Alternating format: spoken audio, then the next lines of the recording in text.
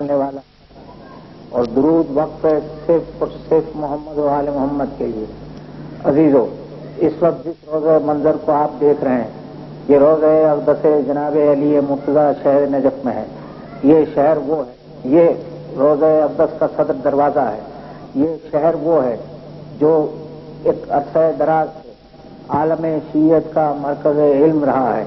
یہاں پر اساتذہ اور طلباء کی ایک بڑی تعداد 500 ہجری کے آغاز سے لے کر آج تک مصروف علم رہی ہے اور حصول علم کے خاطر یہاں پر کاوشیں اور کام ہوتا رہا ہے۔ یہی وہ شہر ہے جس کے اندر اس روضہ اقدس کو پناہ گاہ انسانیت قرار دیا جاتا ہے۔ یہی وہ شہر ہے جہاں آج آیت اللہ سیستانی مسند مرجعیت پر بیٹھ کر عالم شیعت کے افراد کی رہنمائی کرتے ہیں اور انہی کی زیر قیادت آج اس شہر کے اندر درسگاہ اور علوم کے دریا بہائے جا رہے ہیں۔ یہاں طلباء علم حاصل کرتے ہیں۔ یہ وہ روضہ اقدس ہے جو انسانیت کی پناہ گاہ ہے، جو حاجت مندوں کی حاجت روائی کا مقام ہے۔ یہ وہ مسجد توسی ہے جو شہر نجف کے روضہ اقدس کے اس حصے میں واقع ہے جہاں شیخ ابو جعفر محمد توسی نے اس مسجد کو قائم کیا اور یہاں سے درس دین کا آغاز کیا۔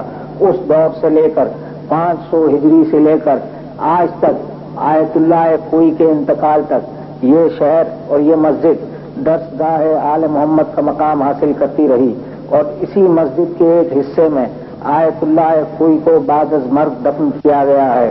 غالباً یہ وہی دروازہ ہے جس کے حجرے میں آیت اللہ خوئی کا مزار اقدس ہے۔ عزیزو، یہ وہ شہر ہے جو اطراف عالم میں نہ صرف انسانوں کے لیے بلکہ ہر ذی روح کے لیے ایک پناہ گاہ اور مسرت کا مقام ہے۔ یہ اڑنے والے پرندے بھی یہاں پناہ حاصل کرتے ہیں اور اسی پناہ کی تلاش میں ہارون الرشید کے شکاری کتوں سے بچنے کے لیے چند بھاگتے ہوئے ہرن اس ٹیلے پر جہاں پہ قبر مطہر جناب علی مرتضی ہے وہاں تک پہنچے تھے۔ مرنے کے بعد 40 ہجری میں دفن ہونے کے بعد لوگوں کی عام انسانوں کی اطلاع سے اور معلومات سے اس قبر مطہر کو مخفی رکھا گیا تھا کیونکہ آنے والے حکمرانوں کی عداوت علی تاریخ کے اندر مشہور ہے۔ یہ خدشہ تھا کہ کہیں جناب علی مرتضی کی قبر کے ساتھ بے حرمتی نہ کی جائے، اس لیے ائمہ نے ایک منصوبے کے ماتحت اپنے مخصوص اصحاب کو اس مقام کی زیارت کروائی ہے جس میں صفوان ہے اور بہت سارے احباب ہیں جن کو صادق آل محمد نے یا امام باقر نے یا امام رضا نے یا حضرت موسیٰ یا دوسرے ائمہ نے مختلف مواقع پہ اس مقام کی زیارت کروائی ہے۔ جب ہارون الرشید اپنے شکاری کتوں کے ساتھ ان ہرنوں کا پیچھا کرتے ہوئے اس مقام تک پہنچا ہے تو ہرنوں نے اس ٹیلے پر آ کے پناہ حاصل کی ہے اور شکاری کتے رک گئے ہیں۔ اس تعجب خیز منظر کو دیکھنے کے بعد ہارون الرشید نے اس علاقے کے رہنے والے کسی ضعیف انسان کو بلایا اور پوچھا کہ یہ کیا ماجرا ہے۔ اس نے جان کی امان طلب کرنے کے بعد ہارون سے کہا، ہارون، بات یہ ہے کہ اس مقام پر اور اس ٹیلے پر ایک قبر ہے اور میرے بزرگوں نے مجھ سے یہ کہا ہے کہ یہ جناب علی مرتضی کی قبر ہے۔ ہارون نے اس کے بعد اس قبر پر ایک چھوٹا سا چبوترا بنوایا تھا، اس کے بعد یہ روضے کی شکل اختیار کرتا چلا گیا۔ عزیزو، یہی وہ روضہ اقدس ہے جس نے تاریخ میں بڑے عروج و زوال دیکھے ہیں۔ یہ جو زری دیکھ رہے ہیں، یہ جو مزین کام دیکھ رہے ہیں، یہ مختلف اوقات میں ہوتا رہا ہے۔ یہاں پر ناصر الدین قاچار نے ایک بوڑھے انسان کو جو بھیک مانگ رہا تھا اس روضے کے دروازے پر، اسے کہا تھا کہ میں زیارت کے لیے جا رہا ہوں، میرے آنے تک اگر تجھے آنکھیں نہ ملی تو میں تجھے قتل کر دوں گا۔ اس کی اس دھمکی پر اس نے اس بارگاہ میں آنکھوں کی بینائی مانگی تو اسے بینائی ملی ہے۔ دنیا کے شہنشاہوں کو تخت و تاج اسی دروازے سے ملے ہیں۔ اللہ کے رسول نے کہا ہے کہ علی انا والی من نور واحد، میں اور علی ایک ہی نور کے دو حصے ہیں۔ اللہ کے رسول نے یہ بھی کہا ہے انا مدینۃ العلم والی بابھا، میں علم کا شہر ہوں اور علی اس کا دروازہ ہے۔ اللہ کے رسول نے یہ بھی کہا ہے ذکر علی عبادہ، علی کا ذکر بھی عبادت ہے۔ اللہ کے رسول نے یہ بھی کہا ہے زینوا مجالسکم بذکر علی، اپنی مجلسوں کو علی کے ذکر سے زینت دو۔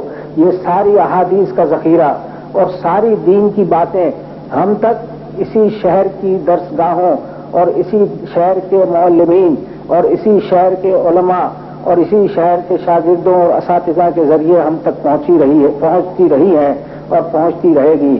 دین کی خدمت اسی آستانے سے ہوتی رہے گی۔ آج بھی اس دین کی خدمت کرنے والے لوگ اس شہر کے اندر موجود ہیں اور اس ذریعے پر اس قسم و کرسی کے زمانے میں بھی زیارتوں کو جانے والے جا رہے ہیں۔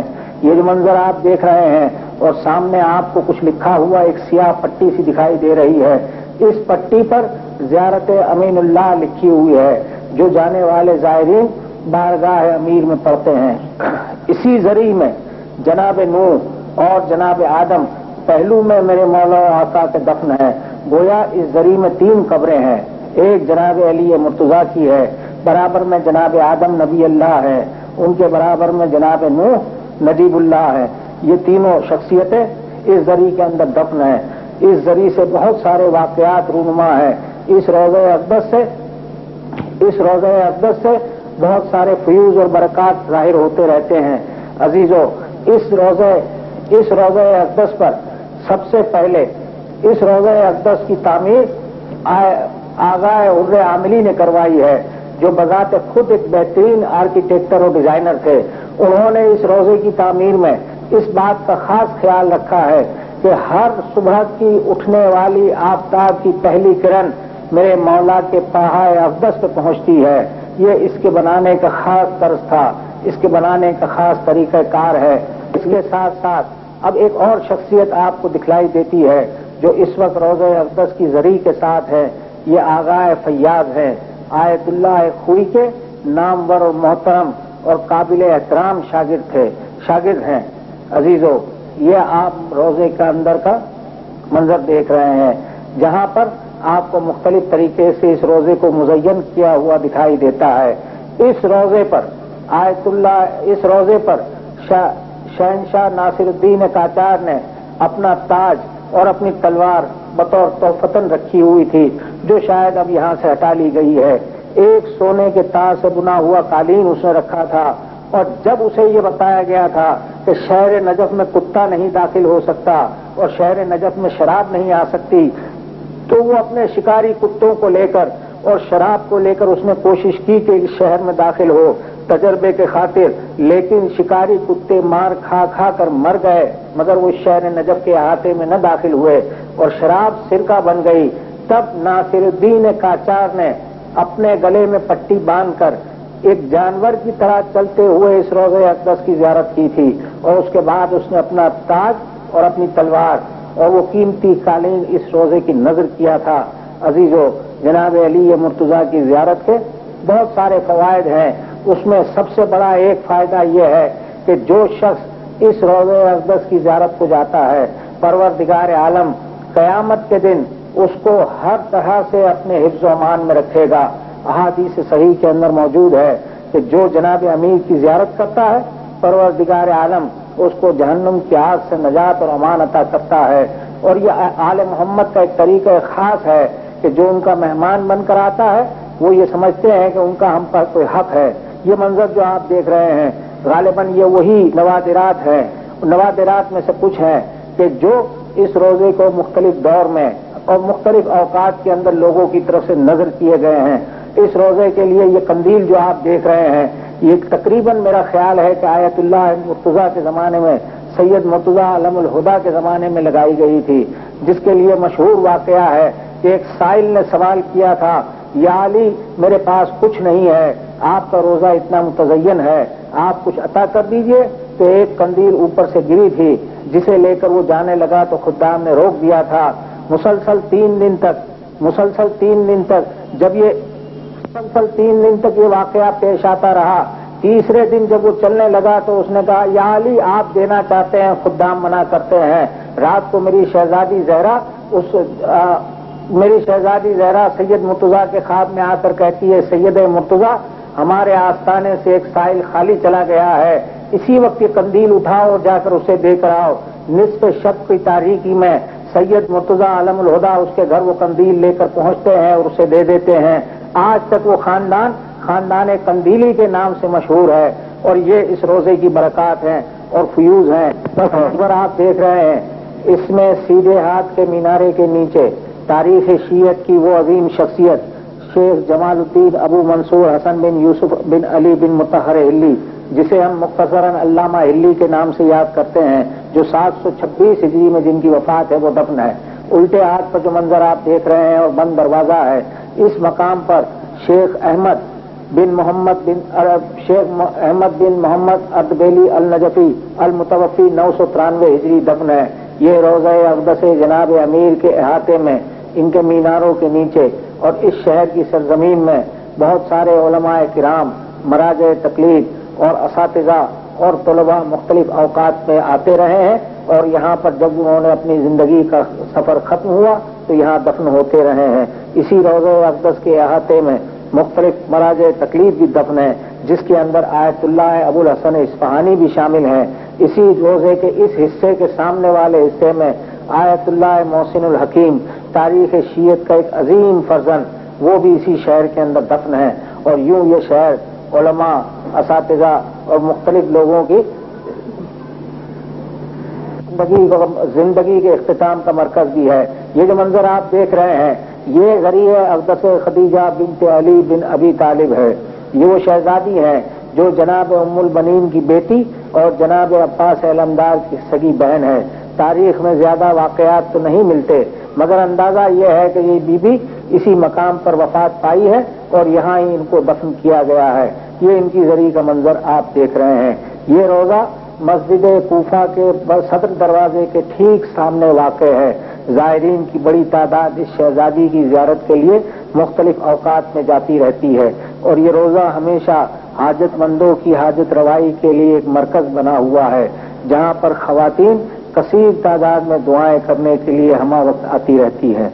अजीजों, मैं अब आपको जो मंजर देखने वाले हैं वो मस्जिद कूफा का मंजर होगा, जिसमें जनाब अली मुर्तज़ा ने, जिस मस्जिद में जनाब अली मुर्तज़ा ने 19वीं रमजान की रात सुबह को नमाज सुबह के बाद इब्न मुलजिम के हाथों ज़रबत खाई थी, और इसी मकाम से आपने ये फिक्रा कहा था, फुज़्तु बिरब्बिल काबा, काबे के रब की कसम में कामयाब हो गया। ये मस्जिद कूफा का मीनारा है जिसे आप मुलाहिजा कर रहे हैं, और अब इसके बाद जो आप देखेंगे ये इस मस्जिद कूफा का सदर दरवाजा होगा। और अजीजों, ये मस्जिद उन 4 मस्जिदों में से एक है जहाँ के लिए ये शरई हुक्म है कि ज़ायर का इख्तियार है कि वो चाहे तो इन मस्जिदों में नमाज को पूरी अदा कर सकता है, वरना हालत सफर में इंसान को कसर नमाज पढ़नी पड़ती है।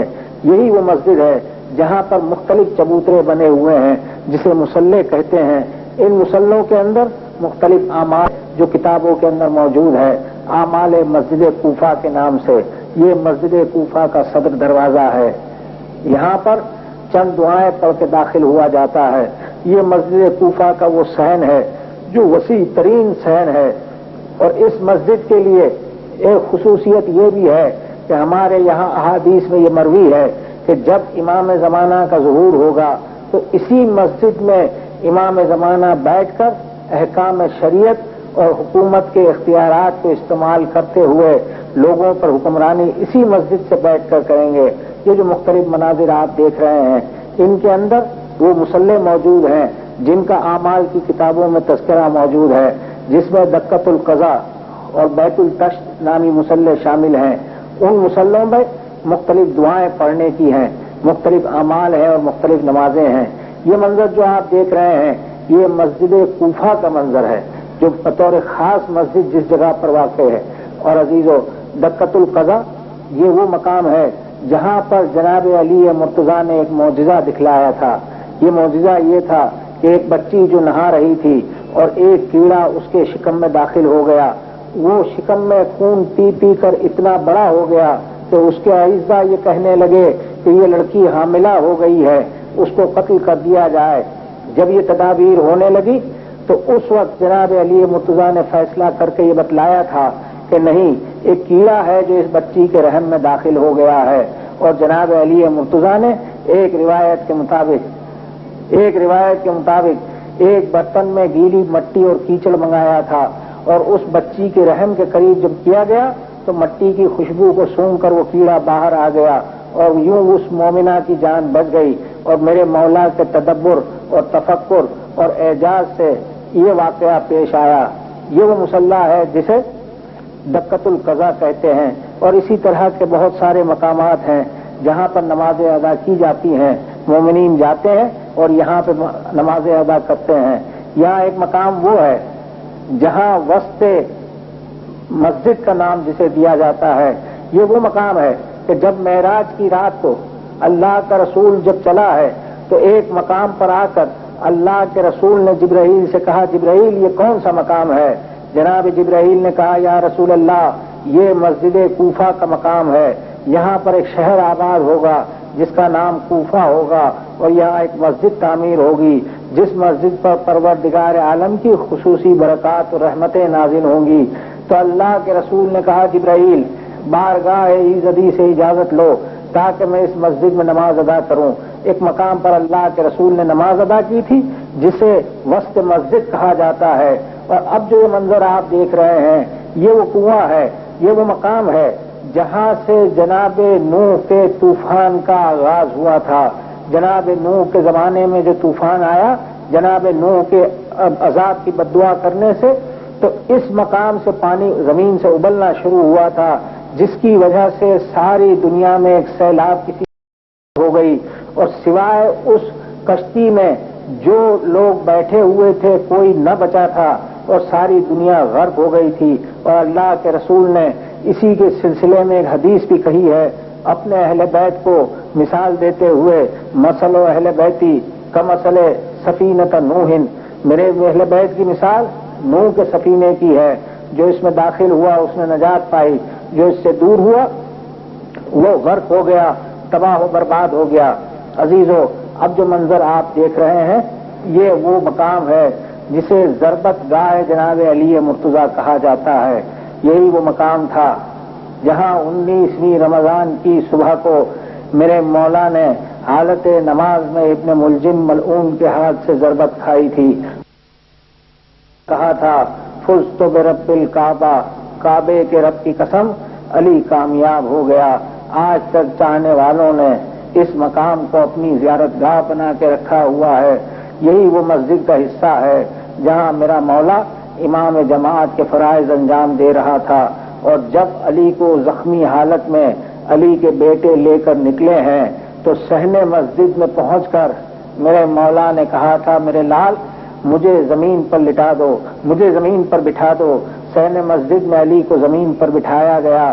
علی نے صحن مسجد کی خاک کو جمع کیا, اپنی زخمی پیشانی خاک پہ رکھ کے میرے مولا نے کہا تھا, پالنے والے تو گواہ رہنا کل قیامت میں جب انبیاء و مرسلین کی صفیں آراستہ ہوں, جب اوصیاء و ملائکان مقربین موجود ہوں, اس وقت تو گواہی دینا کہ علی نے تیری عبادت میں کوئی کوتاہی نہیں کی. تاریخ گواہ ہے کہ اس طرح کا جملہ نہ علی سے پہلے کسی نے کہا نہ علی کے بعد کسی نے کہا. ایک ایک رات میں میرے مولا کے گھر سے 1,000 تکبیروں کی آواز آتی تھی, 1,000 تکبیروں کی آواز آتی تھی. اور یہی وہ مقام ہے جہاں یہ اشعار بھی لکھے ہوئے ہیں, شاہ مرداں شیر یزداں قوت پروردگار, لا فتح الا علی لا سیف الا ذوالفقار.